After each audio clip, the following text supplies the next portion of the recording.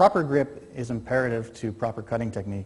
If the grip is not correct, then you're going to have a very difficult time getting a straight line on your cut. So what we're going to express and address right now is how to actually approach the handle or the tsuka with your hands as you come at it. The tsuka is slightly curved, just as the sword is slightly curved. There are diamonds that are created by the wrap on the handle itself. We take the left hand and we place it from the back side of the sword toward the handle. The knuckles will be in line with the diamonds. The right hand approaches from the top and is at least 1 finger width from the sword guard itself, the tsuba. So we never want to have the hand tight against the tsuba. We want at least 1 inch to 1.5 inches away. Notice my hands are not wrapped in from the sides, the thumbs are not on top.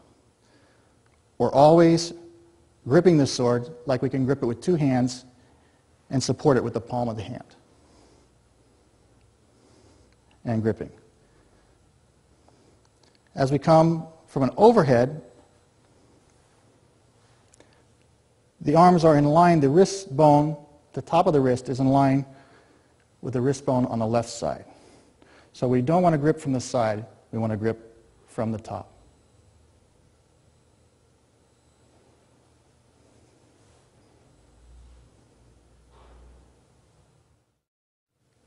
Any good swordsman is familiar with his tools, and his tools in this case happen to be the samurai sword itself, the katana. So what I'd like to go over right now are different parts of the katana so that you will recognize those terms and parts of the sword as we go through the rest of the DVD.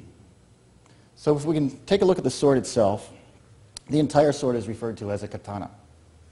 Starting with the handle end, the handles are referred to as the tsuka. The tsuka has an end to it, a small butt cap that's called the tsukagashira, or the end cap. The wrapping is called the tsukamaki, or sometimes referred to as ito, which is the actual cord that wraps around it. Inside, you'll notice there is black ray skin in this particular sword. Sometimes it's white ray skin. That's called same. The pegs that hold the handle onto the blade itself are called mekugi. And you're always going to check mekugi before you use it. Make sure that they're tight. Make sure they're not brittle or used or loose. The handguard is referred to as the tsuba. The scabbard is known as the saya. The end of the saya is referred to as a kojiri. There's a small knob on the saya that we refer to as the kurigata. And the kurigata, within the kurigata is attached a string. It's a braided piece of material we refer to as sageo. So the entire sword with the saya, the tsuka, the tsuba is referred to as a katana. If we remove the saya and take a look at the sword itself, you'll notice we have a small collar in this position just forward of the tsuba. The collar is referred to as the habaki. And just behind the tsuba, we have a fuchi. The entire sword of and by itself, without the tsuba on it, or the habaki, or the tsuka, it's called the toshin. The cutting edge is referred to as the ha. The back edge is referred to as the mine, sometimes referred to as mune. You'll notice there's a raised section through the middle of the sword, running from the base all the way to the tip. That's called the shinogi. It's a raised edge, and many times you're going to be using the shinogi to do your blocking or deflecting with. Behind the shinogi, and on this particular sword, is a small ditch that runs the entire length of the sword, and that is called bohi. The very tip, the curved edge, the entire area is called kisaki, and the curved edge itself is known as the hoshi. Sometimes we use the hoshi to cut. But most of the time, we use the cutting edge that goes from a slight line called the yokote that separates the sword from the kisaki back to about 9 inches behind. This area from here to here, from the 9-inch mark up to the yokote, is called the monouchi. There's a cloudy line that runs just along the edge, and that's referred to as the hamon. If you understand these parts of the sword, it's very easy to understand sword technique and how and why the sword works. The basic curvature of the sword, for our express purposes in iaido or bato jitsu, is it has a general curve to it which we call sori. So there's a general curve that makes an arch. And for iai jitsu or bato jitsu, the perfect curvature, the most curvature is in the very, very center of the sword.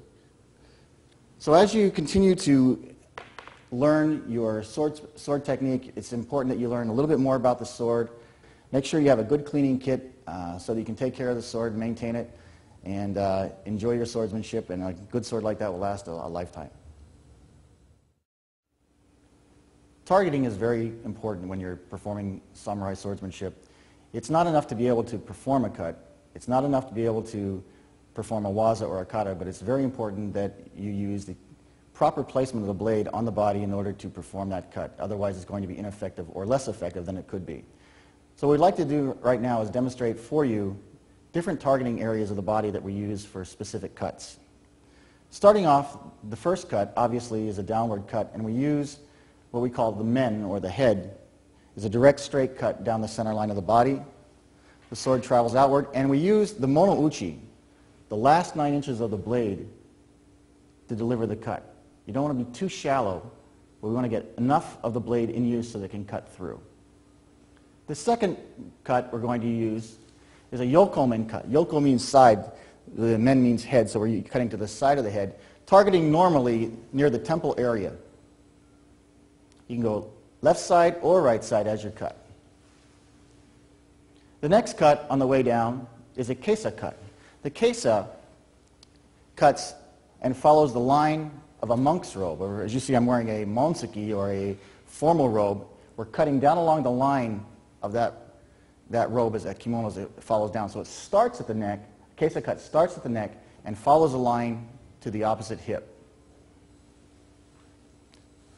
Delivering the cut can be delivered with the monouchi or the kisaki. The kisaki can also cut through the body as well as using the monouchi to cut a little deeper. We can cut a kesa from my left shoulder to my right hip, or we can cut a kesa from my right shoulder to my left hip. We can also cut in the opposite direction. We can do a return cut. On a return cut, a rising cut or a kiryage, we cut starting at the hip, and rather than using a kesa, we actually go a little bit further toward the shoulder blade. So we don't really exit the neck area, but the kesa starts here and exits near the point and peak of the shoulder. Cutting diagonally up, right side, then diagonally up the opposite direction, starting at the hip and exiting the shoulder blade. The next cut is a do cut. Do means the main portion of the body, and this can be done from the front or from the back, sometimes cutting behind the shoulder blade or to either side. Yoko, which is a sideways cut, sometimes referred to as suihei. Suihei and yoko are the exact same cut. It's a very flat cut, or an angular cut as to the body. Right to left, straight through the body, or left to right through the body. Sometimes diagonally through the body from this position. That's still considered a do cut. The other cutting targets are on the extremities. What we refer to as the wrist is known as the kote. So sometimes as I hold a sword, my kote is exposed, particularly my right kote, because it's always forward as I hold the sword. So the kote can be cut in this position. Sometimes the kote is cut in this position. So that is a kote cut. The other cut is a hiza. Hiza is the knee. Sometimes as I perform a hasso no kamae or a jodan no kamae or a wakigamai, obviously the closest target to the opponent is the knee area, and he cuts low to that area. Those are the primary targets in Bato Jutsu or Bato Do. Make sure that as you're performing your waza, as you're performing your kumitachi techniques, your two-man drills, that you are specifically going for those targets to be more effective with your cuts.